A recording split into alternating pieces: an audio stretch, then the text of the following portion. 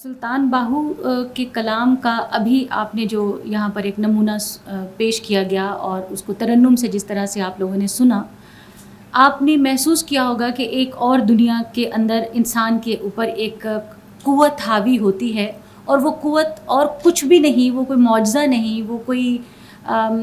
بڑا کوئی اور چیز نہیں، وہ سوائے اس کے کہ آپ تھوڑی دیر کے لیے اپنے من کی طرف لوٹتے ہیں۔ اور تصوف صرف اپنے من سے بات کرنے کا تعلق ہے، اس کی صفائی کا تعلق ہے، اس کی پاکیزگی کا تعلق ہے۔ تصوف میں صرف یعنی جو ہمارا اسلامی تصوف ہے اور جو ہندوازم میں تصوف کا کنسیپٹ ہے، اس کا بنیادی جو نقطہ ہے، بنیادی فرق ہے کہ ایک کے اندر بالکل تارک الدنیا ہونا ہے اور دوسرے کے اندر دنیا میں رہ کر دنیا کو جیتنا ہے، دنیا میں رہتے ہوئے دنیا سے لاپرواہ ہو کر اس کو تج دینا ہے۔ اچھا، یہاں پر کل بھی بات میری ہوئی اور اس میں میں نے ایک ہی نقطے پر بات کی کہ تارک الدنیا کا تصور تصوف کے ساتھ جب جوڑا جاتا ہے تو اس میں بعض لوگوں نے اس میں سے یہ اخذ کیا ہے اس کے معنی کہ شاید دنیا کی تمام آسائشوں کو چھوڑ دینا دنیا ہے، شاید دنیا کی تمام خواہشات کو ترک کر دینا دنیا کو ترک کرنا ہے، جبکہ صوفیہ کے ہاں دنیا کے اندر خیر اور شر، اچھے اور برے، نفع اور نقصان کے معنی کو سمجھ کر دنیا کو یعنی خسارے کا مطلب انہوں نے سمجھایا ہے۔ دراصل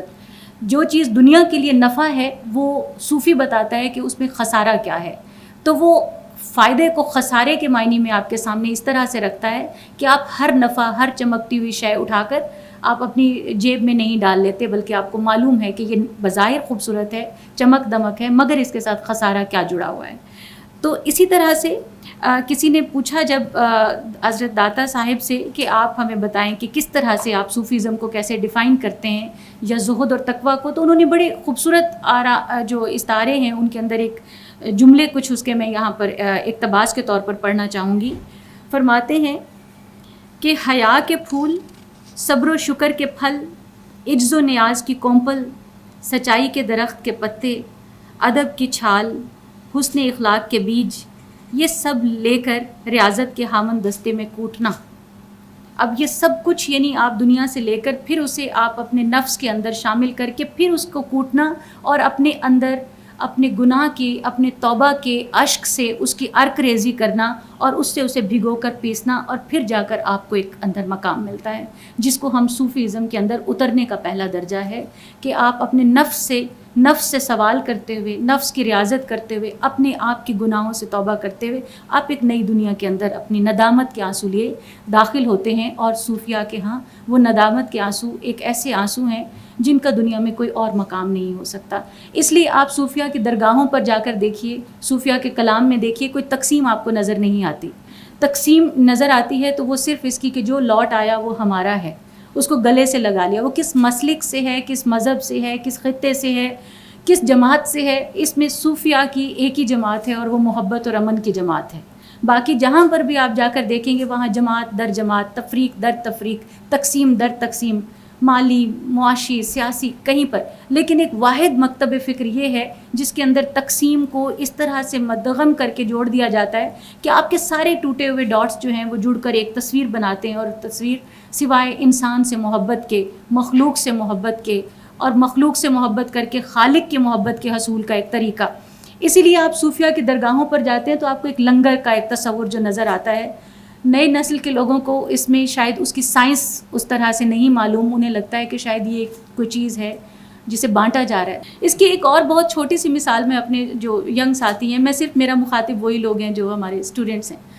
کیونکہ باقی سب بہت بہترین جانتے ہیں کہ آپ جب ڈرائیونگ سیکھتے ہیں تو شروع میں آپ کو گیئر لگانا، شیشے میں دیکھنا، آگے پیچھے، یہ سارے ٹریفک رولز اور گاڑی کے تمام نظام پر شعوری طور پر آپ قابو کرتے ہیں۔ کچھ عرصے بعد آپ کی جب ٹریننگ ہو جاتی ہے تو آپ غیر شعوری طور پر آپ کا ہاتھ بھی کام کر رہا ہوتا ہے، آپ کا پاؤں بھی کام کر رہا ہوتا ہے، آپ ڈیسیژن بھی کر رہے ہوتے ہیں، اس میں آپ کا دماغ کام اس طرح سے انوالو نہیں ہوتا۔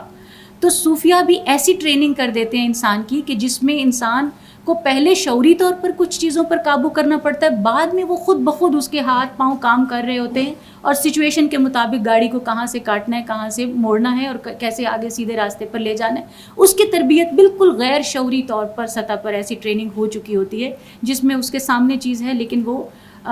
اس کے اختیار اور بے اختیاری کا مرحلہ اس سے اگلی کی بات ہو جاتی ہے، اس کی تربیت کا ایسا حصہ ہو جاتا ہے۔ اسی طرح سے ہندوستان کے اندر جو ایک صوفیہ کی روایت ہے، اس میں ہم جب بادشاہی نظام کو دیکھتے ہیں، شہنشاہی نظام کو دیکھتے ہیں، تو صوفیہ کا تعلق دربار کے ساتھ بڑا گہرا رہا ہے ہمیشہ. بادشاہوں نے ہمیشہ اپنے تمام جو قریبی لوگ ہیں اس میں اندر معاشیات کے لوگ کم، اکنامکس کے لوگ کم، اور اس میں صوفیہ کو ہمیشہ اپنے ساتھ رکھا ہے، کیونکہ بادشاہ با اختیار ہے، وہ ذل الہی ہے، اور وہ اپنے آپ کو قابو کرنے کے لیے اس کو ایک ایسا شخص ہمیشہ ساتھ چاہیے جو اسے فنا کا تصور دے، جو اسے بتائے کہ دوام نہیں ہے، فنا ہے. تو وہ فنا کا تصور اس کو روکے ہوئے اپنے آپ کو خدا ماننے سے، یعنی وہ ذل تو ہے مگر وہ خدا نہیں ہے. تو اس تصور کے درمیان میں رکھنے کے لیے یہ تصوف، یہ صوفیہ ہر دربار کے ساتھ، صوفی نہیں جاتا دربار پر، لیکن دربار خود، بادشاہ خود ہمیشہ صوفیہ کے فیض یاب ہونے کے لیے ان کے دامن کے ساتھ جڑے رہے اور ان سے کہیں نہ کہیں فیض پایا. کہیں گمراہ بھی ہوئے، لیکن کسی حد تک انہوں نے خواہش کی کہ ہم فنا کے تصور کے اندر رک کر اپنے آپ کو بقا کی طرف لے کر جائیں. اسی طرح سے جو صوفیہ کا ایک اور بہت ہی خوبصورت تصور ہے، جس کی مثال ہمیں حضرت نظام الدین اولیاء کے کلام، ایک قول سے بھی میں یہاں جسارت کروں گی پیش کرنے کی،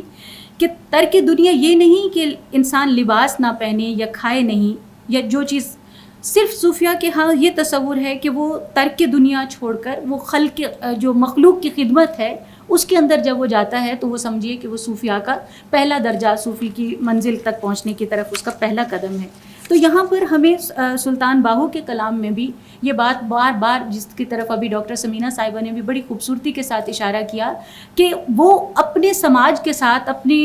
جو ارد گرد کا سوشل ایک پرسپیکٹیو ہے اس کے ساتھ بہت گہرائی سے اس کے ساتھ جڑے ہوئے ہیں. تو اس لیے جو خدمت خلق ہے وہ پہلا کرینہ ہے اس کے اندر، اور پھر جا کر آپ جو ہے وہ آگے بڑھتے ہیں اور شاہد اور مشہود کی دنیا سے جا کر جڑتے ہیں. اور تصوف کے حوالے سے جس طرح سے ہمارے ہاں صوفیہ نے پیش کیا کہ کس طرح روکھی سوکھی کھا کر بھی تم نے زندگی کو کس طرح سے سمجھنا ہے، سنورنا ہے، اور یہی چیز ہمیں سنت کی طرف بھی جب لے کر جاتی ہے تو اس میں سوائے اس کے ہمیں کیا بات نظر آتی ہے کہ تھوڑا سوئیں، تھوڑا کھائیں، تھوڑا خرچیں، سادہ پہنیں، سادہ زندگی، اور اپنی ضرورت کو تج کے سائل کی خدمت کریں. اس کے سوا کیا ہے؟ تو یوں تصوف کو ہم شریعت سے نہ الگ کر سکتے ہیں. یہ اسی کی ایک، میرے خیال میں اس سے آپ اس سے دوسری رائے بھی ہر ایک کی ہو سکتی ہے، اور وہ بھی یقیناً بہت بہترین ہوگی، کہ میرے نزدیک صوفیزم میں صرف ایک بات کا تعلق ہے، اور وہ صرف اتنی ہے کہ انسان کا جب اپنے نفس پر قابو رکھنے کا واحد طریقہ یہی ہے کہ آپ روحانیت کے ساتھ جڑتے ہیں. اور روحانیت کیا ہے کہ اسلام کی سادہ ترین شکل میں تفہیم ہے، تشریح ہے. یعنی اب آپ عربی میں لکھی ہوئی ایک کتاب کو جب آپ کسی عام آدمی کو سمجھانے لگتے ہیں یا اکنامکس کی کوئی مثال دینے لگتے ہیں تو آپ بچوں کو کس طرح سے سکھانا شروع کرتے ہیں؟ ایک عام آدمی اسے عام جو قریب پڑی ہوئی چیزیں، میز پر پڑی ہوئی جو چیزیں ہیں انہی سے مثالیں دے گا نا، کہ یہ 2 + 2 4، میرے پاس یہ پانی کی بوتلیں، یہ 2 اور 2 4. تو آپ قریب ترین شے سے مثال دیتے ہیں کسی بھی علم کی تفہیم کے لیے. تو صوفیہ نے جو اپنے معاشرے میں جو ان کی قریب ترین مثالیں تھیں، چاہے چرخہ تھی، چاہے ترازو تھا، ترکڑی ہے،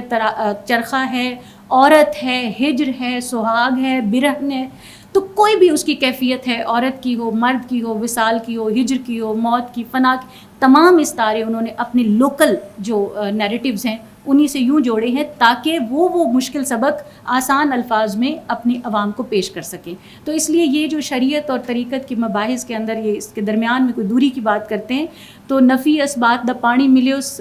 نفی کیا ہے؟ لا، اور اسبات کیا ہے؟ الہ. تو کلمے کی ہی تفہیم ہے اور کیا ہے. تو یوں ہی یعنی انہی جو ہمارے نفی اور اسبات